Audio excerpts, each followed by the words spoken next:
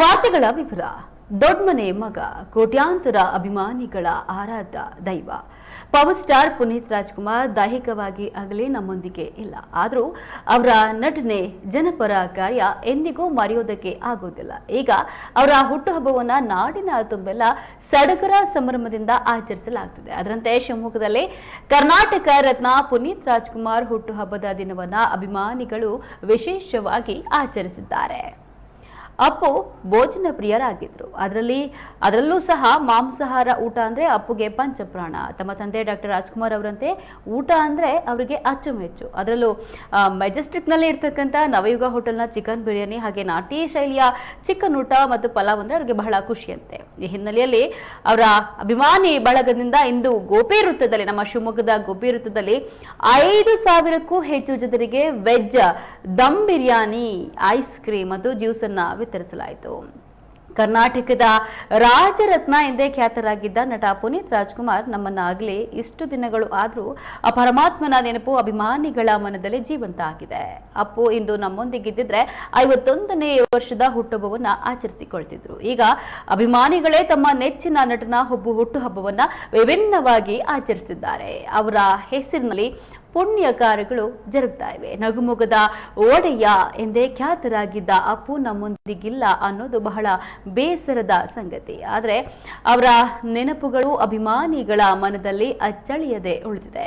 ಅಪ್ಪು ನಿಧನದ ನಂತರ ಅವರು ಮಾಡಿದಂತಹ ಅನೇಕ ಸಮಾಜ ಸೇವೆಗಳು ಬೆಳಕಿಗೆ ಬಂದವು. ಇದು ಅದೆಷ್ಟೋ ಮಂದಿಗೆ ಸ್ಫೂರ್ತಿಯಾಗಿದೆ. ಈ ಸಂದರ್ಭದಲ್ಲಿ ಆಯೋಜಕರಾದ ಮಧುಸೂದನ್, ಧನರಾಜ್, ಪುಟ್ಟರಾಜು, ಗೋವಿಂದಪುರ ಹಾಗೆ ಕುಮಾರ್ ಮತ್ತಿತರರು ಹಾಜರಿದ್ದರು.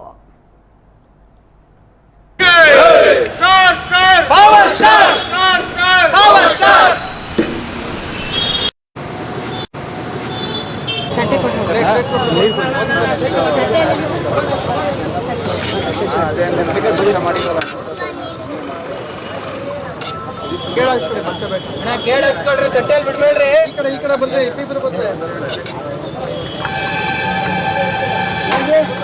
ಯಾರೋ ವೇಸ್ಟ್ ಮಾಡಬೇಡಿ.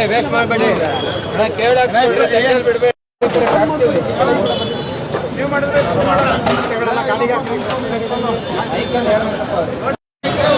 ನಾವು ನೋಡ್ತಾ ಇದೀವಿ 51ನೇ ವರ್ಷದ ಪುನೀತ್ ರಾಜ್ಕುಮಾರ್ ಅವರ ಹುಟ್ಟಿದ ಹಬ್ಬದ ದಿನದಂದು ಅಪ್ಪು ಅಭಿಮಾನಿ ಬಳಗದ ವತಿಯಿಂದ ಇವತ್ತು ಶಿವಮೊಗ್ಗ ನಗರದ ಹೃದಯ ಭಾಗದಲ್ಲಿರುವ ಏನಪ್ಪಾ ಅಂತ ಹೇಳಿದ್ರೆ ಗೋಪಿ ಸರ್ಕಲ್ನಲ್ಲಿ ಇವತ್ತು ಬಿರಿಯಾನಿಯನ್ನ ಅಥವಾ ಗೀಸನ್ನ ಹಂಚುತ್ತಾ ಇದ್ದಾರೆ. ಅಭಿಮಾನಿಗಳ ವತಿಯಿಂದ ಹಂಚ್ತಾ ಇದ್ದಾರೆ. ಸೊ ನಾವು ನೋಡ್ಬೋದು, ಸಾಕಷ್ಟು ಜನ ಇಲ್ಲಿ ಬಂದು ಊಟವನ್ನು ಪಡೆದು ಅವರ ಆತ್ಮಕ್ಕೆ ಶಾಂತಿ ಸಿಗಲಿ ಅನ್ನೋ ಒಂದು ನಿಟ್ಟಿನಲ್ಲಿ ಬಂದ್ಬಿಟ್ಟು ಹೋಗ್ತಾ ಇದ್ದಾರೆ. ಸೊ ನಾವು ನೋಡ್ಬೋದು, ಈ ಒಂದು ಬಿಕ್ಕಟ್ಟು ನಾವು ನೋಡ್ಬೋದು. ಯುದ್ಧ ಆಗ್ತಾ ಇದೆ. ಯುದ್ಧ ಆದ್ರೂ ಸಮೇತ ಸಿಲಿಂಡರ್ ಸಿಗ್ತಿಲ್ಲ. ಆದ್ರೂ ಸಮೇತ ಇಲ್ಲಿನ ಅಭಿಮಾನಿಗಳು ಇಷ್ಟು ಜನಕ್ಕೆ ಒಂದು ಊಟವನ್ನ ನೀಡುವಂತಹ ಒಂದು ಕಾರ್ಯವನ್ನ ಮಾಡ್ತಾ ಇದ್ದಾರೆ. ಸೊ ಬನ್ನಿ, ಊಟ ಯಾವ ರೀತಿ ಕೊಡ್ತಿದ್ದಾರೆ ಅಂತ ನೋಡ್ಕೊಂಡು ಹಾಗೆ ಅವ್ರನ್ನ ಮಾತಾಡ್ಸ್ಕೊಂಡು ಹೋಗೋಣ.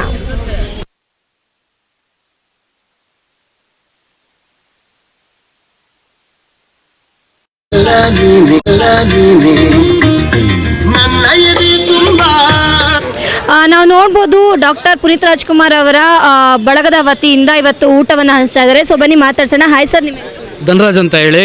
ನಾವು ಶಿವಮೊಗ್ಗ ನಗರದ ಅಪ್ಪು ಅಭಿಮಾನಿಗಳ ಸಂಘದಲ್ಲಿ ನಾವು ಒಬ್ಬರು ಮೆಂಬರ್ ಆಗಿದ್ದೀವಿ. ಅಂದರೆ ಈಗ ಸಂಘ ಅಂದರೆ ಅಪ್ಪು ಅಭಿಮಾನಿಗಳೆಲ್ಲ ಸೇರಿ ಮಾಡ್ತಾಯಿದ್ದ, ಸ್ನೇಹಿತರೆಲ್ಲ ಸೇರಿ ಮಾಡ್ತಾಯಿದ್ದೀವಿ. ಇವತ್ತು ನಾವು ವಿಶೇಷವಾಗಿ 51ನೇ ಹುಟ್ಟದ ಹಬ್ಬದಕ್ಕೆ 5,000 ಜನಕ್ಕೆ ನಾವು ಅನ್ನ ಸಂತರ್ಪಣೆಯನ್ನು ಏರ್ಪಡಿಸಿದ್ದೀವಿ.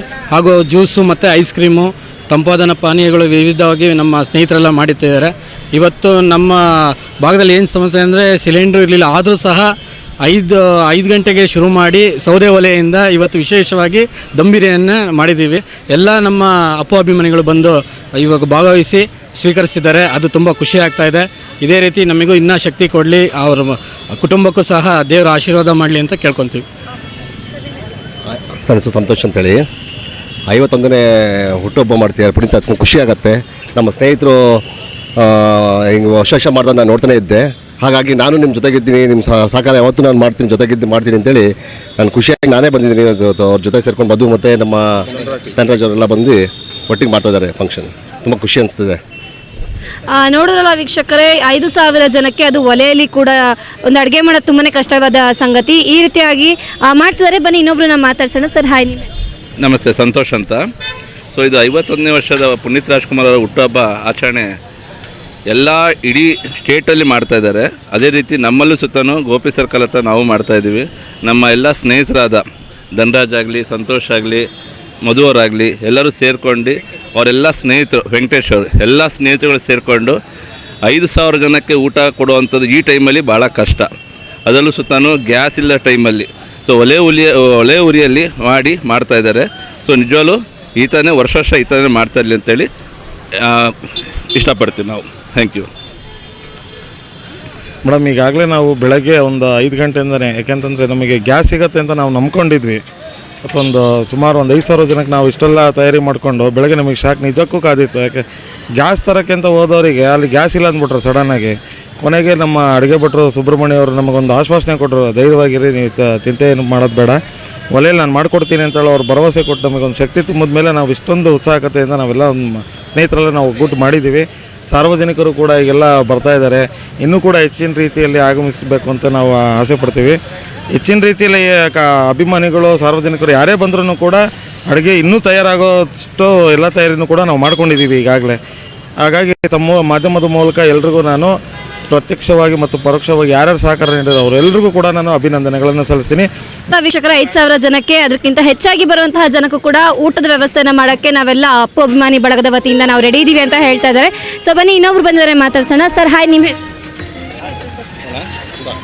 ಈ ದಿನ ನಮ್ಮ ಶಿವಮೊಗ್ಗ ಅಪ್ಪು ಅಭಿಮಾನಿಗಳ ಸಂಘದ ವತಿಯಿಂದ ಯುವರತ್ನ ಡಾಕ್ಟರ್ ಪುನೀತ್ ರಾಜ್ಕುಮಾರ್ ಅವರು ಹುಟ್ಟುಹಬ್ಬವನ್ನು ನಮ್ಮ ಸ್ನೇಹಿತರಾದ ಮಧು ಅವರು ಹಾಗೂ ಎಲ್ಲರೂ ಪದ್ಧತಿಗಳಿಗೂ ಸೇರಿ ತುಂಬ ಸಂತೋಷವನ್ನು ವ್ಯಕ್ತಪಡಿಸ್ತಾ ಇದ್ವಿ. ಇದೇ ರೀತಿ ಪ್ರತಿ ವರ್ಷ ಮಾಡ್ತಾ ಇದ್ದಾರೆ. ಇನ್ನೂ ಹೆಚ್ಚಿನ ವರ್ಷಗಳು ಇದೇ ಥರ ನೆಡ್ಸ್ಕೊಂಡು ಹೋಗಲಿ ಅಂತ ಅವ್ರಲ್ಲಿ ಕೇಳ್ಕೊಳ್ತೀವಿ. ಅಪ್ಪು ಅಭಿಮಾನಿ ಬಳಗದ ವತಿಯಿಂದ ಬೆಳಗ್ಗೆನೇ ಎದ್ದು 5,000 ಜನಕ್ಕೆ ಒಂದು ಊಟದ ವ್ಯವಸ್ಥೆಯನ್ನು ಮಾಡೋದು ಒಂದು ಸಣ್ಣ ಕೆಲಸವಲ್ಲ. ಆ ಒಂದು ಕೆಲಸವನ್ನು ಅಪ್ಪು ಅಭಿಮಾನಿ ಬಳಗದ ವತಿಯಿಂದ ಮಾಡ್ತಿದ್ದಾರೆ ಅಂತ ಹೇಳ್ತಾ, ಸೊ ಬನ್ನಿ ಇದೇ ರೀತಿ ಕಾರ್ಯಗಳು ಅಪ್ಪು ಅಭಿಮಾನಿ ಬಳಗದ ವತಿಯಿಂದ ನಡೀತಾ ಇರಲಿ ಅಂತ ಹೇಳ್ತಾ, ಕ್ಯಾಮ್ರಾ ಪರ್ಸನ್ ಶ್ರೀಕಾಂತ್ ಜೊತೆ ಗೌತಮಿ.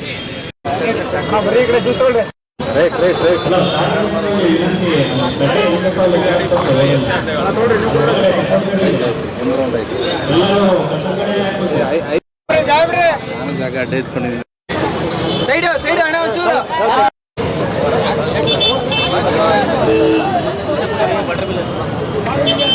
ಹಾಕ್ಸ್ಕೊಳ್ರಿ, ತಟ್ಟೆಯಲ್ಲಿ ಬಿಡ್ಬೇಡ್ರಿ.